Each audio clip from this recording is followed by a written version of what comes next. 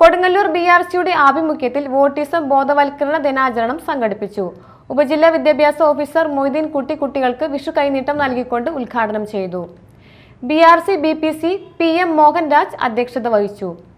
Taluk hospital nutritionist Sangeetha Joji പോഷകാഹാര പ്രാധാന്യത്തെക്കുറിച്ച് class നയിച്ചു. Autism centre PTA president Shijoy, specialist അധ്യാപകൻ Noushad, special educator KM Sudha, PA Kavitha എന്നിവർ സംസാരിച്ചു. തുടർന്ന് രക്ഷിതാക്കളുടെയും കുട്ടികളുടെയും വിവിധ കലാപരിപാടികൾ നടന്നു. ജില്ലയിൽ തന്നെ പല വിദ്യാലയങ്ങളും സന്ദർശിച്ചിട്ടുണ്ട്. ആ വിദ്യാലയങ്ങളിൽ 18 വയസ്സ് കഴിഞ്ഞ കുട്ടികൾ ഒരുപാട് ഉണ്ട്. വളരെ പ്രായമുള്ള കുട്ടികൾ അവിടെ ഉണ്ട്.